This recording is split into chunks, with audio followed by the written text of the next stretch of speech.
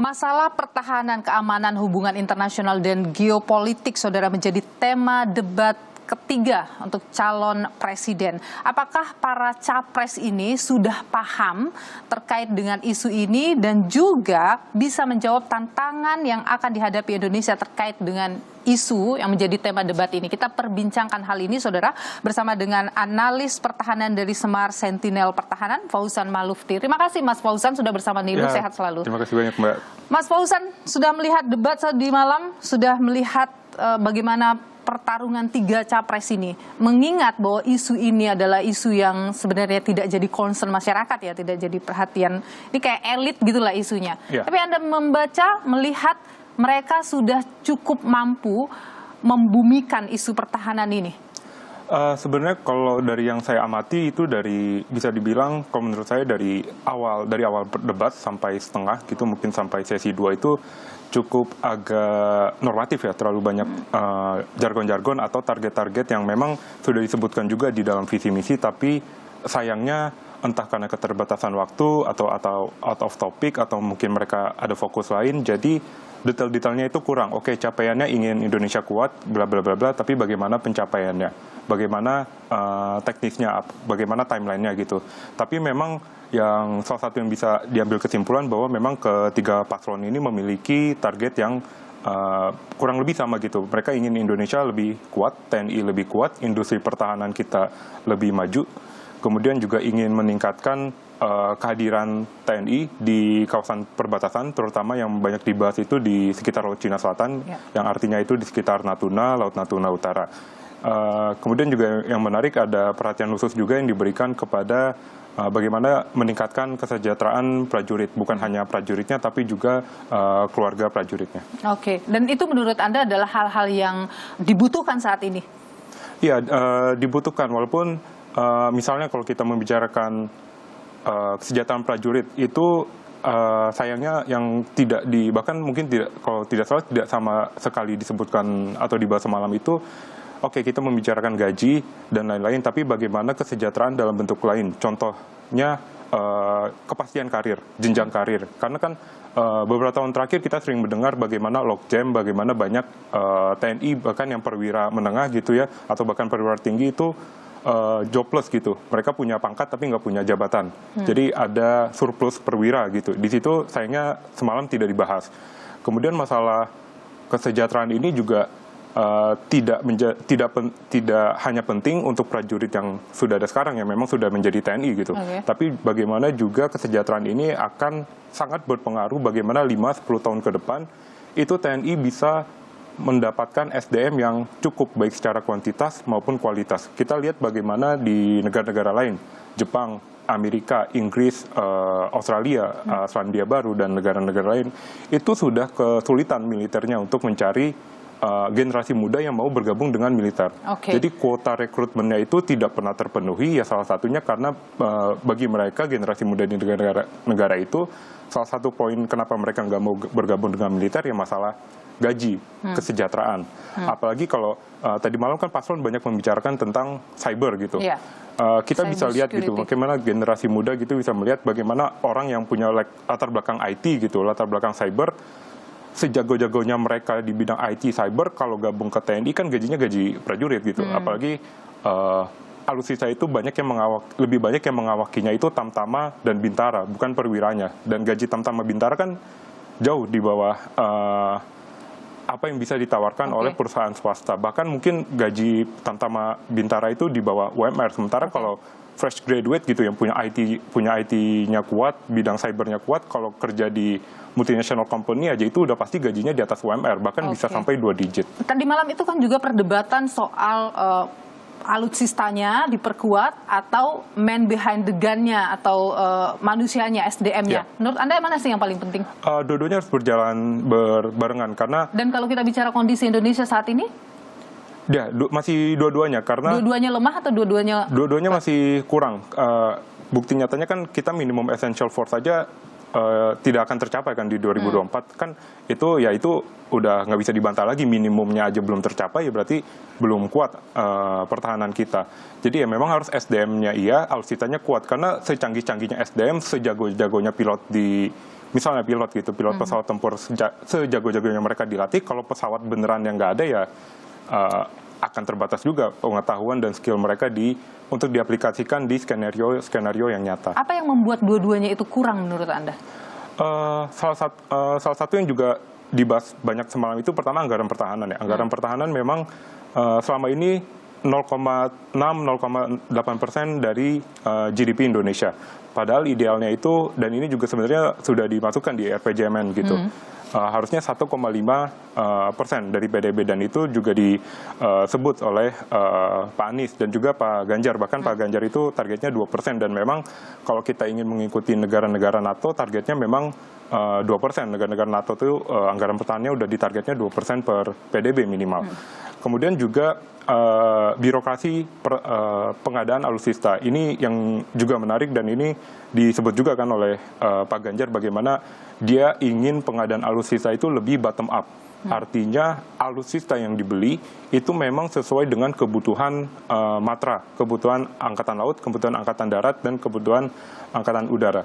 Yang menariknya juga sebenarnya ini tahun lalu ketika ada isu revisi Undang-Undang TNI, itu TNI juga Kapuspen yang waktu itu pernah bilang juga bahwa salah satu poin yang ingin dirubah dalam Undang-Undang TNI bagaimana TNI ingin birokrasi pengadaan alutsista itu lebih simpel, lebih slim. Bagaimana mereka bisa, kalau nggak salah itu idenya TNI ingin mengajukan langsung ke Kemenq, jadi nggak lewat Kemhan lagi. Iya. Salah satunya waktu itu dijelaskan alasannya karena selama ini proses pengadaan alutsista, termasuk pemilihan alutsista mana yang ingin dibeli, itu terlalu banyak pengaruh politiknya. Oke, itu bisa tidak dilakukan kalau tadi Anda menyebut bahwa Ganjar tadi malam juga dalam debat itu banyak membicarakan hal itu, target-target itu, hal yang realistis untuk direalisasikan?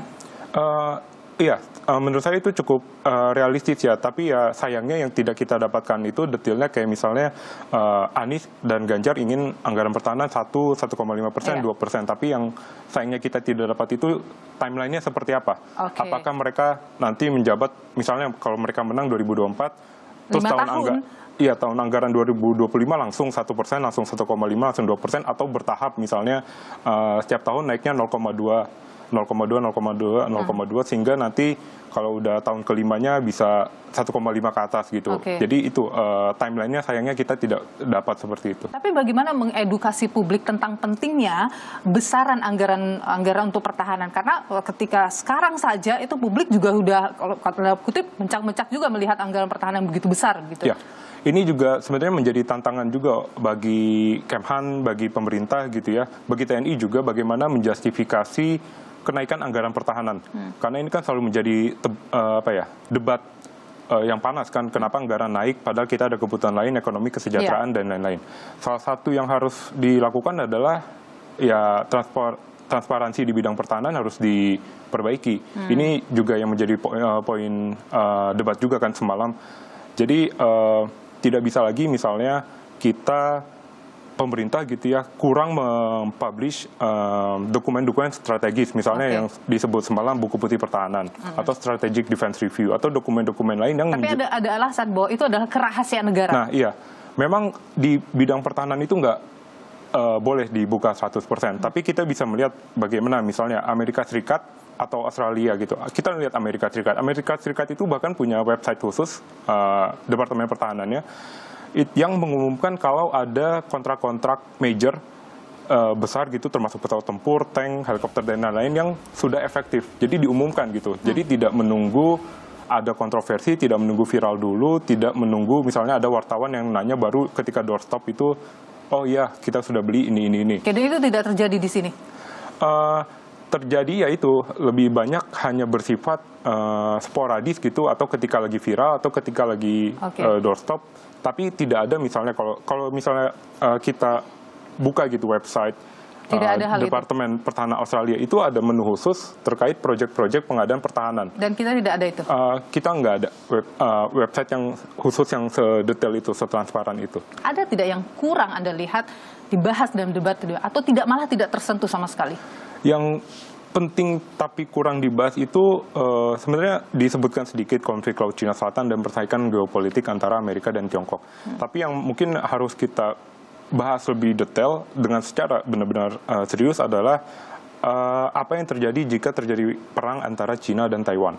Kita perlu tahu di Taiwan itu berdasarkan data terakhir dari Kementerian atau Badan Imigrasinya Taiwan itu ada 270.000 WNI yang tinggal di Taiwan. Yang artinya kalau timbul perang ya harus dievakuasi. Mungkin dalam sejarah Indonesia kita nggak pernah punya pengalaman atau sejarah harus mengevakuasi 270.000 warga negara kita dari negara lain, dan itu kan cukup jauh. Itu salah satu poin penting yang kurang dibahas. Kemudian untuk percepatan alutsista juga menurut saya kurang dibahas ya, karena beberapa tahun terakhir, terutama sejak invasi Rusia ke Ukraina, itu antrian produksi alutsista dunia itu meningkat. Jadi bahkan untuk beberapa jenis alutsista ada kelangkaan, misalnya artileri, amunisi artileri, kemudian juga pesawat tempur, misalnya pesawat tempur Rafale gitu yang ingin kita beli, itu antrian produksinya dari 2021 sampai 2022 itu backlognya atau antrian produksinya hampir 2 kali lipat. Jadi dampaknya apa? Kalau kita modernisasi kecepatannya gini-gini aja, kedepannya TNI akan makin lama dapat alutsista karena negara lain udah antri duluan beli, dan juga ujung-ujungnya bisa lebih mahal juga. Soal isu yang dibahas juga adalah cyber security ya. Ya. Gimana sih kondisi kita sekarang? Cyber security masih kurang ya, karena memang satuan Satsiber TNI aja itu baru dibentuk beberapa tahun terakhir. Yang menarik memang misalnya visi misi Pak Ganjar untuk membentuk angkatan cyber, angkatan keempat. Itu menarik karena Singapura juga melakukan itu. Ya, tapi sayangnya detailnya itu kurang. Kapan mau dibentuknya? Apakah langsung nanti 2025 kalau menang gitu, atau 2026? Kemudian nanti relasinya bagaimana dengan AD/AL/AU? Apakah nanti kemungkinan ada gesekan persaingan perwira? Kemudian nanti juga itu angkatan baru, perwiranya prajuritnya dari mana? Kan nggak mungkin rekrut dari awal, dari nol gitu. Itu juga yang harus sebenarnya dibahas juga. Kemudian kemampuan kemarin juga semalam sebenarnya agak awal-awal itu agak terlalu mencampurkan atau terlalu tercampur gitu antara cyber security dan cyber defense gitu, kayak pinjol, kayak itu memang keresahan masyarakat. Tapi kan kalau tidak salah tadi malam itu sebenarnya konteksnya lebih ke cyber defense, ke pertahanan. Kalau cyber security itu kan lebih ke ranahnya BSSN, Polri. Sementara kalau cyber defense itu baru yang lebih ke Kemhan, lebih ke TNI. Yang juga tadi malam jadi perdebatan panas adalah MIF ya. Ini jadi perdebatan panas. Kita lihat dulu perdebatannya ya Mas ya. Ini Bapak tidak menjawab sama sekali pertanyaan saya, Pak. Saya pengen data yang Bapak katakan salah, data pertahanan Anda ini, Anda pertahanan saya, silahkan Anda bantah di sini. Bapak tidak mampu membantah dan Bapak menjelaskan pesawat bekas. Saya tidak pernah berbicara pesawat bekas dalam pertanyaan saya. Minimal saya bertanya, tadi kalau Bapak, maaf, mendengarkan terakhir, capaian MIF kita hanya 65-49% dari target 79%, dan ini mengkhawatirkan karena akhir tahun ini sudah harus selesai. Bapak juga tidak menjawab. Jadi artinya sebenarnya apa yang Bapak jawab dari seluruh pengelolaan pertahanan yang ada di Indonesia ini? Kalau kita bicara MEF itu mulai dari berapa periode yang lalu. Ya, kalau kita mau buka-bukaan, Menteri Pertahanan sebelum saya, apakah tidak juga berpengaruh?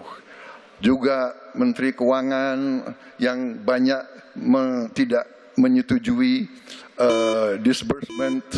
Jadi, mari kita diskusi dengan baik sebagai negarawan dan tidak mencari-cari hal-hal yang keliru. Sebenarnya kalau kita bicara MEF kita, bagaimana sih Mas dengan apa yang kondisinya sekarang, kan di bawah standar itu disebutkan ya menurut Ganjar, dan datanya juga memang di bawah standar ya? Iya. Oke. Bagaimana sih sebenarnya hal ini berpengaruh Mas? Ya, MEF itu memang kan sudah dimulainya 2009 ya. Dan jangka waktunya itu 3 renstra dari 5 tahun, berarti 2009 ke 2024. Harusnya tahun ini 100% idealnya, tapi kenyataannya udah hampir saya bilang mustahil bisa sampai 100%. Karena contohnya kapal selam targetnya 10 atau sampai 12 supaya MIF terpenuhi. Sementara kita sekarang hanya punya 4 gitu. Apakah kita bisa mengejar? Ya tidak mungkin, karena kapal selam modern itu waktu produksinya aja 6 sampai 7 tahun.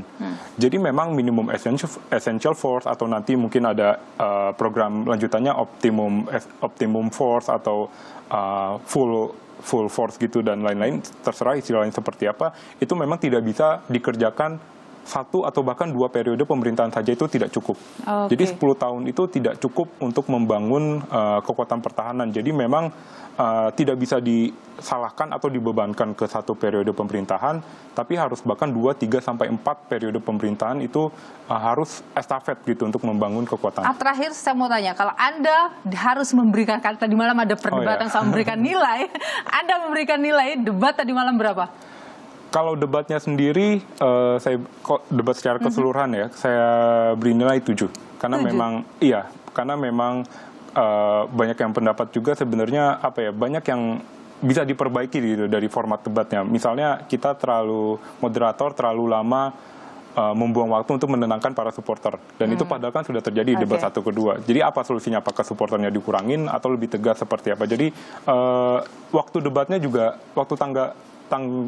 jawaban pertanyaannya itu masih sangat kurang, sehingga banyak jawaban-jawaban yang sebenarnya bagus atau respon-respon yang sebenarnya juga bagus, tapi nggak ada kesempatan untuk paslon untuk lebih, dalam tanda kutip, lebih saling menggali atau lebih saling serang gitu. Tapi kalau kita bicara soal saling menggali, saling menyerang, saling membuka di debat, skornya berapa?